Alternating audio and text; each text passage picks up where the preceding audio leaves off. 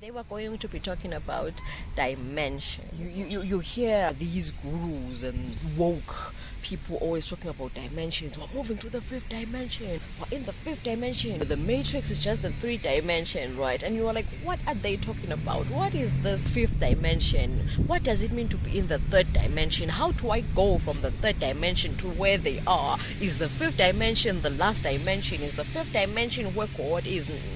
Relax, today I got you.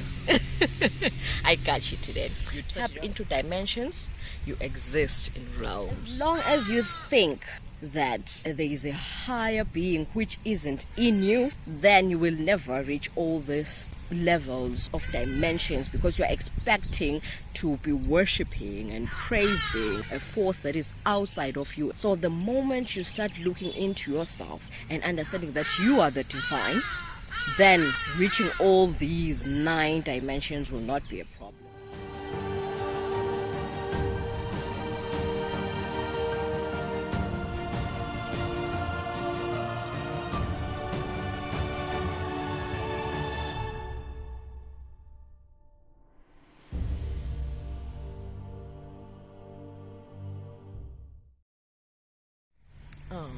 Hello elements, I hope you guys are good. You're back. So to our first viewers, I humbly welcome you. And this channel we address issues that are extremely controversial, which people are extremely naive to talk about, and here we address them as factfully and truthfully as possible. So my truth today might not be your truth, and my truth tomorrow might be your truth, because we are two different people with different opinions of a similar subject. So I can never force you to resonate with my truth. So you may understand what I'm saying today and agree with it, and whatever I will say tomorrow and be like, nah, she's out of line now. But then it will be my truth, right? Also have your truth. And once you think that you've resonated with my truth today, do not take my word for it. Go ahead and further your own research with your higher self. Meditate, pray, however you find your own truth from what you have received from my truth, right? Exactly. The aim here is to grow. I'm just here to open up your minds, give you the button, then you continue the race, right? So it's a relay. Right? Exactly. So today we're going to be oh, by the way, I'm wearing myself today. It's called the November edition. Every month we have a specific edition for that month. An earring that is sold at a lower price in that specific month, and then after that month it goes back to its normal price. So this is the November edition, zebra pattern. So I'm wearing myself today, and just like I will in every video, if you see me wearing an earring or earrings, just know that I'm wearing myself, right? Thank you. So today we're going to be talking about dimensions. You hear these gurus and these woke people always talking about dimensions. We're moving to the fifth dimension. We're in the fifth dimension. The matrix is just the third dimension, right? And you are like, what are they talking about? What is this fifth dimension? What does it mean to be in the third dimension? How do I go from the third dimension to where they are? Is the fifth dimension the last dimension? Is the fifth dimension where God is? Relax, today I got you. I got you today. So today we're going to be talking about dimensions. I'm going to be reading a bit, so I prepared the lesson. It's not like every other day whereby I just speak from my mind. Today I had to write this down because it's extremely deep, right? And it needs one to be extremely focused and prepared, okay? I don't want to fumble it. So what are these dimensions, right? Okay, dimensions are levels. They are not realms. They are levels of being. These dimensions can go from 1 up to 9, right? The basic ones are 1 up to 9. I don't even know if they are any further than that, but then the basic ones are 1 to 9. Then maybe you can divide them further. I don't know whatever these gurus do, but then the basic ones is just 1 to 9, right? So it's not like you are moving from one realm to the next, from one realm to the next. No, you are just a being that is tappering in every realm, appearing and disappearing, existing and non-existing in these different realms. So what are these realms? Right, let's start from the first. Appearing and disappearing in these dimensions, not realms. Dimensions are not realms. Realms are places where one can exist in a form, right? But then in dimension, you can go in dimensions while you are still in your physical form. But then tap into the dimension. You tap into dimensions, you exist in realms. I hope it makes sense. So let's start with the first dimension. The first dimension is just the unit of life. The initial thing that created life. I don't want to call it energy, because energy can also be divided into atoms and protons and what called strands, down to whatever. Scientists cannot find the basic unit of life. At first it was thought that it was a cell, then in atoms and molecules, then protons, then so apparently maybe we will one day, but then for now we haven't found the unitest unit of life. So the first dimension is that unitest of life, which we cannot understand, which we cannot perceive as human beings, right? So that's the first dimension. So this dimension is just the one. It's just that the one. Let me just call that. I don't want to describe it in any manner, because it cannot be described. It's just the one, right? But then if you want to have a picture, just picture a dot, right? It's just a dot. You cannot pinpoint where it's starting or where it's ending, or where it bulges, or where it's just one. No poles, no beginning, no end, no height, no depth, just one, right? And it's that building block of life. So it knows that it exists. It has the perception that I'm alive, right? So it just fumbles along life. So that's the one. And then everything in this life wants to evolve itself into something better. So it divides itself into two, right? Now we're moving to the second dimension. As it moves, it forms two poles, the beginning and the end, point A and point B, a linear form, which you can pinpoint that this is another point, and when you can move to another point, right? You can see that these things as 2 points. That is the second dimension, which is called polarity. The first dimension is called unity, and the second dimension is called polarity. Right. Polarity has 2 points, point A and point B. You can easily outline them, that this is point A, this is point B. And according to the physical realm, it is when you can move back, forth, side to side, right? In the spiritual realm, it is when you perceive good and bad. Now it's starting to perceive good and bad. Now you understand negative and positive. You know when you're hungry and full. It means that there are sides, starting to have sides, starting to have points, starting to have poles. 2 things under one feeling. It's a feeling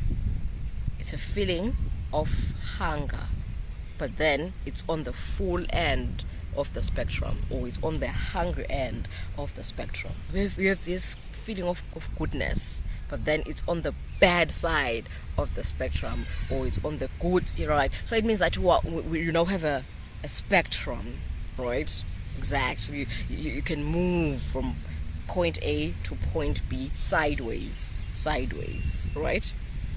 Exactly. That's what it means. That's what the second dimension means. It's you're having a pole, hence it's called polarity. Moving on to the third dimension. The third dimension is called manifestation, right? So the unit and polarity, which is the first and the second dimension, only exist as energy, right? it cannot be perceived with the physical eye, right? So now the third dimension is called manifestation, which is the physical realm, the matrix, right? It means that this unit, which has divided itself into a spectrum, is manifesting itself into reality, to be perceived by the naked eye, to be seen, right? It's an object now. You can touch it, right? Which means that if you're a human being, I'm still going to talk about energy. Let me not confuse you now as to in which end of the spectrum is a human being made. I will talk of energy, but for now let me just say, which means that if you're a human being, you can be seen as an object moving from this point to this point, manifesting goodies. We can see he is doing good, or she is doing bad, or you are doing this, right? These energies are actually manifesting itself into reality. You can see them happening. It's not like you're just in your sleep and be like, this good, this bad, I understand good. No, we can see you are doing good, right? Which means that these energy are manifesting themselves into reality so that it can be perceived by the naked eye, right? So that's where we are now. In the third dimension, we have manifestation. We are physical, but then you are not conscious yet. You just know that, okay, I'm alive, and I can see that I'm a human being, and I can see I'm an object. I can see I'm doing good and I'm doing bad, right? You're just perceiving everything as it happens. You are not analyzing anything. You've just accepted that things are like this, which means life is like this. I am not curious. I'm just accepting things as they come, right? And then we go on to the fourth dimension, which is consciousness. In this dimension, this object that has existed or has been perceived into a reality is starting to question things now. It's starting to question the ego. It's starting to label things as they come. Okay, this is good. You're starting now to name good and bad, right? You're starting to understand yourself. Who am I? You're starting to question your ego, right? You understand that you have an ego. You understand that there is good and bad, which means that you have an ego, right? Because ego, it means that you are understanding yourself, so that you're starting to label other things the way you are perceiving them, right? So this way you're labeling things according to your own understanding, and you wanting to understand the manifestation process. You see things appearing and disappearing before your eyes, and you're like, how is this happening? Which means that something is creating them, right? You're starting to question things. Just bottom line, you're starting to question things, right? And as you're doing this, as you're mingling, you want to mingle, you want to socialize, you want to be with people, you're starting to get bored, right? You're just starting to exercise your mental capacity.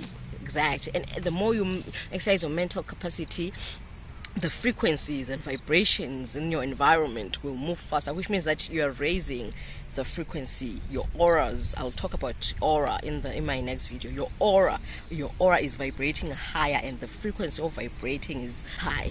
The vibration is high, and the frequency of vibration is also high. So you're raising the frequency and raising your vibration while exercising your mental power, right? Now, and you're starting to understand that there's something called time. You're starting to perceive time, that, oh, now the time is up. We're starting to perceive time. We know that, oh, it's time for this. Time is up, right? Those kind of things. So we know that there is time, and it's linear, and we cannot manipulate time. We're starting to understand that. And then we move on to awakening. Now you understand that if I do this, I am raising the frequencies and vibrations. I want to understand frequencies and vibrations and auras. This is the awakening stage. You're starting to understand things. The questions you had during this consciousness are starting to be answered now, right? You're starting to understand that, oh, there is frequency, there is vibration. That's why these things appear, right? I can combine my frequency and vibration and my aura to create things also, which means I can bring things into reality. I can manifest things, right, into reality. So you're starting to understand that you can manifest things into reality. You're awake now, and you're starting to be curious and questioning your ego, right? You're only questioning your ego because you can feel that every time you use your aura and your your frequencies and vibrations, you get anxious, you get anxiety, right? You want to know, why am I anxious every time I'm doing this? Which means that it's my ego, right? And the awakening process is the longest of them all, because it's the most brutal stage of life, because you have to shed so many layers. You're discovering yourself that, oh, I can do this and this and that. And every time you get to this layer, like an onion, every time you shed this layer, understand this layer, and go into this, there's another layer showing up. And you have to understand that layer, that, oh, this is how I manifest. And this is the kind of manifestation that works for me. And as you get to that, you get to manifest other things which require you to put in more energy. And the more you put in energy, you get more anxiety and depression. And now you're starting to question, why am I getting this anxiety and depression? And then you get to the part, the last part, peel of the onion, the last layer of the onion. You get to the part whereby, oh, the ego is stopping me from reaching my full potential, right? Now you understand that, this ego. Then you get to the stage whereby you are stripping off the ego, and that is the most brutal part. That's where people die, right? No, I mean literal death. We die, we bury you. Yes, a kind of death. Yeah, so be careful with this awakening process. I will talk about awakening as a process on its own in a different video, because it needs a video of its own, right? So when you get to the ego, this is when you can spend years and years if you're stubborn, right? Because you cannot dissolve your ego. You've already identified yourself with the objects of this world. So stripping yourself off that I'm not of this world. I am not this physical body. I am not who I think I perceived I was. I am losing everything I've learned and starting to understand the spiritual realm as it is. Everything that I thought was is not, right? So that's the stage whereby you strip yourself of that and become a baby. It's not easy becoming a baby. Trust me, it's not. So if you're stubborn, this part may take you years and years, and if you are not physically fit, you may die. And then if you did not die if you did not die, if you are lucky, you get to strip off your ego, you will get to a part whereby you have to choose whether you are a light worker or an evil person, right? That's the stage called enlightenment, the starting phase of enlightenment, right? So once you choose, you begin to be the worker of that particular polarity or spectrum, right? Exactly. So now the ego is gone. You are just a baby. Now this is called enlightenment. So now you understand things better. Everything is clear, and now you know that time is not linear, but you can't bend it yet. But you have the concept of the fact that time is not linear, right? You know that time is not linear, but you cannot bend it yet. Everything is clear now. The ego is gone. Your anxiety is gone. You just do not care about death. You are not attached to things of this world. You're just a spiritual being in a physical body, right? So this is the part whereby most people get to be detached from friends. They're labeled as weirdos, and you begin to be a loner, and you outgrow more people. This is a stage whereby life gets really tough if you do not know yourself well, right? So this is where you understand that time is not linear. You can bend time, but you cannot bend it yet. And you're using the experiences you've gathered from the first dimension to the second dimension up until this dimension. You are using them to manifest things better, right? And transform or understand better whatever you have chosen. If you have chosen to be a good person, you're using all the experiences you've been through to alter your goodness, and vice versa. You use everything you've gathered, the information you've gathered and experience you've gathered to strengthen your evilness, right? And then moving on to the seventh dimension, which is spirituality. All right, people go about be like, oh, I'm not religious, I'm spiritual, I'm into spirituality. hey, you are not spiritual yet. You're just a seeker, right? You're just a seeker. You still have to go through awakening. That brutal process. If you pass that process, then maybe you can categorize yourself as a spiritual being. You are a spiritual person, right? But for now, if you haven't had to go through awakening, please never call yourself spiritual. Rather say you are pursuing spirituality, but don't say that you are a spiritual being, right? Not unless you've gone through awakening and enlightenment, right? Now you are a spiritual being. Here it's where most religions, I will talk of these dimensions in line with religions, but for today I'm just stating them and putting them out there, stating the basics so that we better understand them, right? It's where most religions fast. This is the spiritual dimension. The spiritual dimension is where you are deep in the spiritual realm, where the flesh is useless. And this is where you understand how to use time, vibration, frequency, and enlightenment. Here you are actually using these things as form of mobility. You are moving. To move would not use limbs in the spiritual realm. You use vibration and time, and space, and frequency, right? Here the flesh is useless. We do not need to be in your flesh, to be in the flesh, to tap into this dimension. You cannot tap into this dimension while your flesh is still in function. That's why in most religions they fast, right? So in this dimension, to move from point A to point B, you need to use time, vibration, frequency, space, enlightenment, right? And you can, in food is not even a thing. It's just, it doesn't apply in this realm. You eat vibration and time and frequency and space,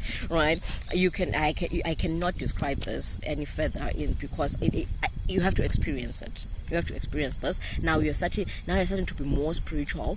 I'm starting to explain things that cannot be explained by the physical realm. It cannot be perceived by the physical mind, right? That's why they fast in most religious beliefs, because they have the concept of these dimensions, right? After that, we move to the 8th dimension, which is called eternity, right? This is whereby you combine vibration, frequency, space, time, and enlightenment into one single thing. After these things have been combined and produced one object which cannot be explained in physical terms, but after this object has been created, you can be in different places at the same time, and you can be in different times at once. You can perceive different things as the same thing.